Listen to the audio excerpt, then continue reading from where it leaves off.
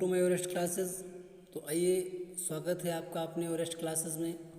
और आज हम बात करेंगे यूज़ ऑफ देयर, कि देयर का जो प्रयोग है किस प्रकार से किया जाता है, देयर का प्रयोग कहाँ करना उचित होगा, किस प्रकार के सेंटेंस होते हैं जिनमें हम देयर का यूज करते हैं, और विद एग्जाम्पल विद कंसेप्ट मैं कोशिश कर रहा हूँ कि आपको जो है सही तरीके से समझ आए। और वीडियो को पूरा अंत तक देखना है, बीच में भागना नहीं है। यदि आपको अच्छा लगे तो लाइक करना है और सब्सक्राइब करना है। अच्छा लगे तो लाइक और सब्सक्राइब करना है। यदि समझ ना आए तो लाइक नहीं करना है, यदि समझ आए तो ही लाइक करना है। तो सबसे पहले हम देखते क्या हैं, यदि किसी भी वाक्य में जो हमारा देयर है फर्स्ट में दिया जाए तो इसका कोई अर्थ नहीं होता है, ध्यान रखना है। यदि देयर से किसी भी सेंटेंस की स्टार्टिंग की जाती है तो इसका अर्थ नहीं होता है। यदि देयर को वर्ब के बाद प्रयोग किया जाए तो जो देयर हमारा होता है एज एन एडवर्ब कार्य करता है, एडवर्ब की तरह कार्य करता है और एडवर्ब होता है। ठीक है, और क्या देखते हैं किसमें हमें इन ऐसे कौन से सेंटेंस होंगे, ऐसे कौन से वाक्य होंगे जिनमें हमें देयर का प्रयोग करना है। तो जब वाक्य में निश्चित संज्ञा या सर्वनाम ना हो, मतलब नाउन या प्रोनाउन ना हो, तो ऐसे सेंटेंस जो होते हैं उनमें प्रयोग किया जाता है। और यदि हों, नाउन और प्रोनाउन हों, तो ऐसे वाक्यों में देयर का प्रयोग नहीं किया जाता है। देयर हमारा एक इंट्रोडक्टरी है जो सेंटेंस को पूरा करता है। कभी कभी आपने देखा होगा देयर के स्थान पर इट का भी प्रयोग हो जाता है। और जो हमारे देयर को किसके साथ में प्रयोग करते हैं, कैसे करते हैं, तो आइए इसी की हम विस्तृत जानकारी प्राप्त करने के लिए थोड़ा आगे बढ़ते हैं और विद एग्जाम्पल विद कॉन्सेप्ट देखते हैं। तो सबसे पहले हम देख रहे हैं कि देयर है क्या। देयर एक इंट्रोडक्टरी है। देयर का प्रयोग कैसे किया जाता है, तो देयर के साथ जो होता है, देयर के साथ टू बी वर्ब का प्रयोग किया जाता है। देयर के साथ टू बी वर्ब का जो है प्रयोग किया जाता है। और टू बी वर्ब क्या है, आइए देखते हैं। टू बी वर्ब, तो ये हैं हमारे to be verb, is, are, was, were, should be, will be, must be, should have been, must have been, may be, can be और V two, be five verb का प्रयोग भी किया जाता है। इसके other has been, had been, have been, इन वर्बों के साथ भी हम देयर का प्रयोग कर लेते हैं। तो इन्हीं को हम विस्तार से जानने के लिए कुछ एग्जाम्पल्स हम उन्हें देखेंगे और फिर जो है इन्हें विस्तार से हम समझ रहे हैं। तो आइए एग्जाम्पल देखते हैं। जैसे आप देख पा रहे हैं कि हेयर यहाँ और देयर वहाँ। अभी आपको बताया गया कि देयर का जो है अर्थ नहीं होता है और देयर का अर्थ होता है।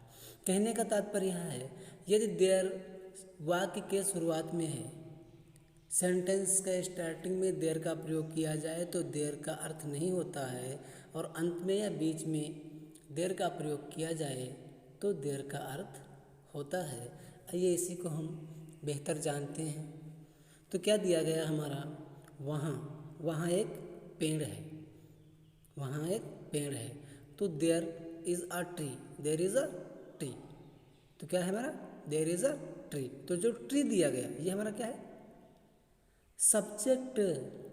बट हुआ क्या, हमने सब्जेक्ट को बना दिया ऑब्जेक्ट और देयर को बना दिया सब्जेक्ट। बट देयर का कोई मतलब नहीं है, देयर का जो है देयर का कोई मतलब नहीं है, लेकिन देयर जो है सब्जेक्ट का कार्य कर रहा है। इसीलिए जो वर्ब से पहले आए क्या होता है? सब्जेक्ट। जैसा कि आपको बताया गया, आप प्रीवियस वीडियो देखेंगे सब्जेक्ट और ऑब्जेक्ट, सब्जेक्ट कितने प्रकार के होते हैं, तो आपको सभी कुछ समझ में आएगा। ठीक है, ये नेक्स्ट देख लेते हैं। वहाँ कोई है, वहाँ कोई है, तो देयर इज समवन, वहाँ कोई है। बट आप बना ऐसे भी सकते हैं, समवन इज देयर बना सकते हैं, लेकिन देयर इज समवन बेहतर रहेगा आपका। आइए नेक्स्ट देखते हैं। वहाँ मैं गया, वहाँ मैं गया, तो आई वेंट, अभी बताया ना कि B2 का प्रयोग आता है, तो इसमें जो देयर है, इस देयर का आपके अर्थ है, इस देयर का जो आपका देयर दिया गया है, इस देयर की मीनिंग है। यहाँ कोई नहीं है, तो हेयर इज़ नो वन, यहाँ कोई नहीं है। बट हम पढ़ रहे हैं देयर, हेयर एक दिया गया आपको एग्जाम्पल समझने के लिए। अभी आपको कॉन्सेप्ट और विद रूल आपको समझाया जाएगा। थोड़ा आगे बढ़ते हैं, तो देखिए कॉन्सेप्ट क्या दिया गया हमारा, यूज ऑफ देयर। देयर जो है किस प्रकार से प्रयुक्त किया जाता है, तो ये हमारा कॉन्सेप्ट दिया गया। कॉन्सेप्ट नंबर 2, कॉन्सेप्ट में देखते हैं, as a subject object in simple sentence. यदि सिंपल सेंटेंस आपको दिया गया है, तो देयर आपका सब्जेक्ट के स्थान पर भी प्रयुक्त हो सकता है और ऑब्जेक्ट के स्थान पर भी प्रयुक्त हो सकता है। आइए और आगे बढ़ते हैं, और रूल देखेंगे, अभी और समझ में आएगा बेहतर। तो अब क्या देखते हैं, इसमें हमने देखा कि a simple sentence comprise subject आपको पता है, हेल्पिंग वर्ब भी आपको पता है, ऑब्जेक्ट भी आपको पता है। जो हमारा सेंटेंस होता है उसमें 3 चीज़ें होना चाहिए। दुनिया का कोई भी सेंटेंस हो, सब्जेक्ट, वर्ब और अदर वर्ड, इन्हीं से मिलके बने हैं हमारे सभी वाक्य। ये वीडियो भी हमारे चैनल पे पड़ा है, आपके अपने चैनल पे पड़ा है, आप जाएंगे उसमें ढूंढेंगे तो आपको विस्तार से जो है सब्जेक्ट क्या होता है, वर्ब क्या है, कॉम्प्लीमेंट क्या है, ये सभी वीडियो जो हैं आपके पड़े हुए हैं, आप इजीली इन्हें देख सकते हैं। तो आइए आगे बढ़ते हैं, क्या देखते हैं, अगर किसी सिंपल सेंटेंस में सब्जेक्ट और ऑब्जेक्ट में से कोई एक ना हो तो आपको उसकी जगह पर देयर का प्रयोग करना होगा। यदि कोई भी आपको सिंपल सेंटेंस दिया गया है और उसके स्थान पर, मतलब उसमें या तो सब्जेक्ट ना हो या ऑब्जेक्ट ना हो, तो आप जो है उनके स्थान पर देयर का प्रयोग कर सकते हैं। आप चाहें तो सब्जेक्ट के स्थान पर देयर का प्रयोग करें और चाहें तो ऑब्जेक्ट के स्थान पर प्रयोग करें। बट ध्यान रखना है, यदि आप सब्जेक्ट के स्थान पर देयर का प्रयोग करेंगे तो इसका कोई अर्थ नहीं होगा, और यदि आप ऑब्जेक्ट के स्थान पर इसका प्रयोग करते हैं तो ये एज एन एडवर्ब हो जाएगा। आइए एग्जाम्पल देखते हैं। जैसे आपका दिया गया, एक राजा था। अभी राजा क्या है आपका, राजा है आपका सब्जेक्ट, राजा क्या है आपका, राजा है आपका सब्जेक्ट, और ऑब्जेक्ट हमारे पास कुछ भी नहीं है, तो देयर को हमने लगा के ऑब्जेक्ट बना दिया।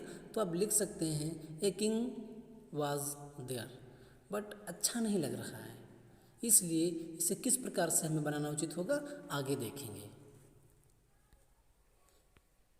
ऐसे वाक्य, जैसा ये वाक्य अभी को दिया गया, तो ऐसे वाक्यों में सब्जेक्ट की जगह पर देयर और ऑब्जेक्ट की जगह पर सब्जेक्ट का प्रयोग भी कर सकते हैं।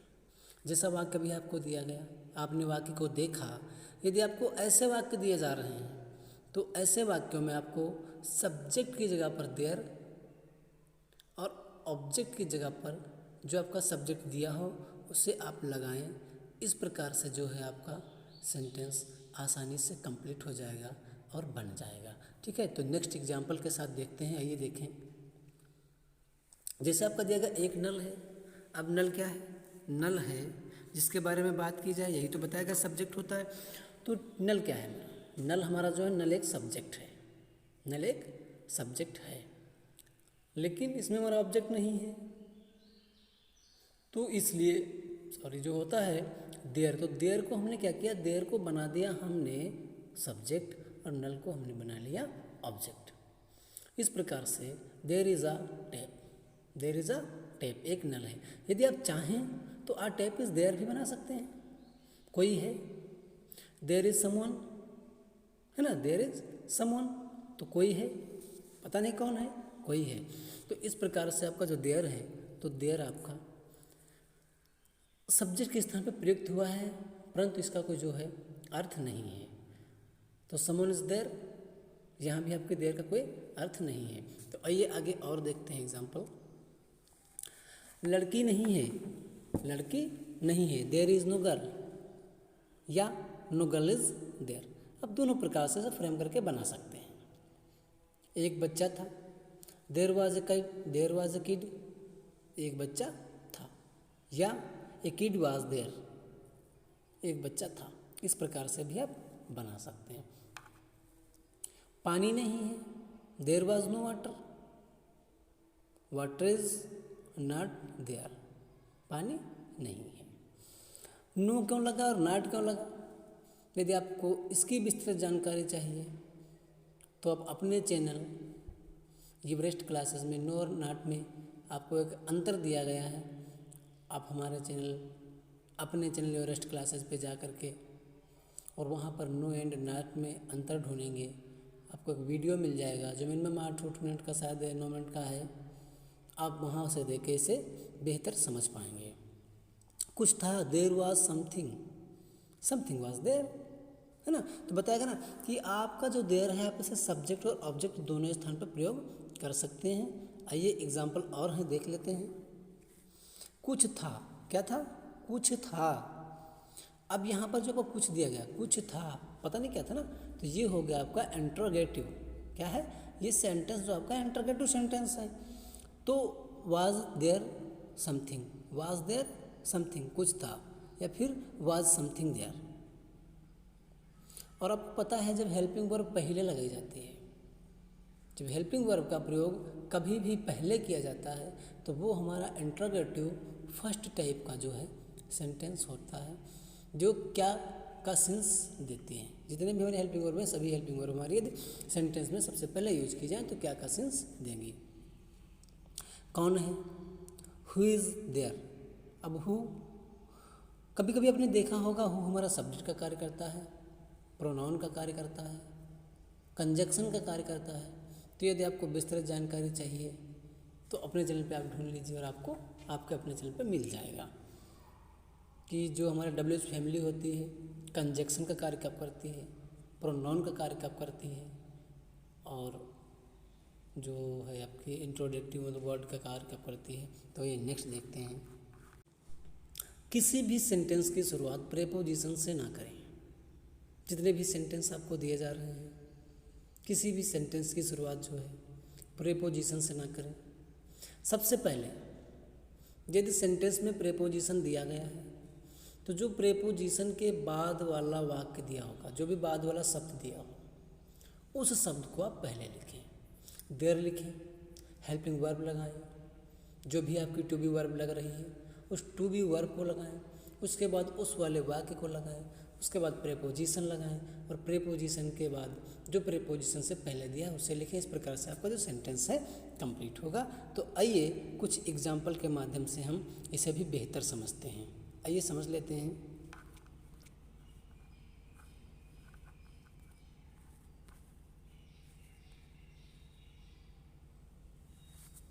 तो ये आपका क्या दिया गया? इस कुएं में मेंढक हैं, इस कुएं में मेंढक हैं। तो इसमें हमारा जो प्रेपोजिशन है, प्रेपोजिशन क्या है? में।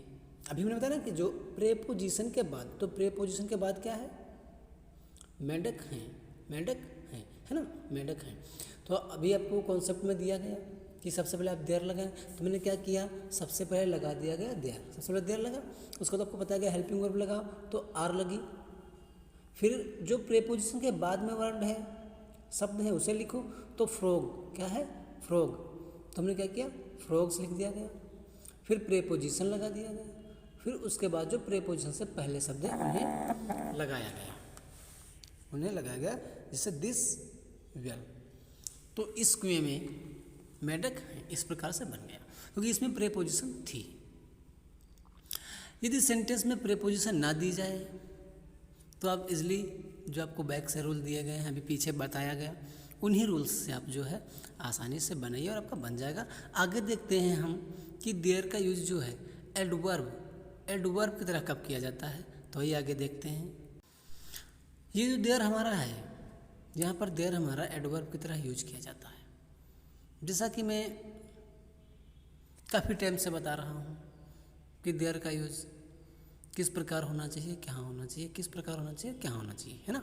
तो देखिए, देयर का प्रयोग हम कहाँ करते हैं। क्या मैं वहाँ बैठ सकता हूँ, वहाँ, अभी देखो जोर दिया जा रहा है, जोर दिया जा रहा है ना, तो जोर दिया जा रहा है।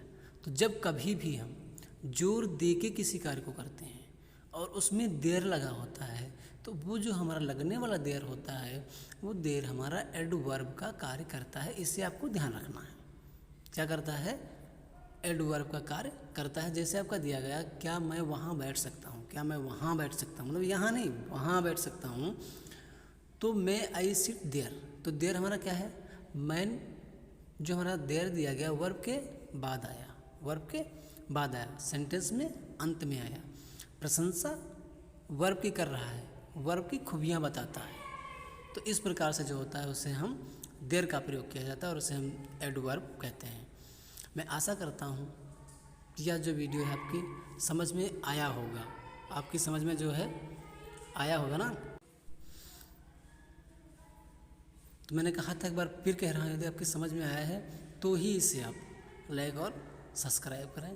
Thank you, thank you, thank you.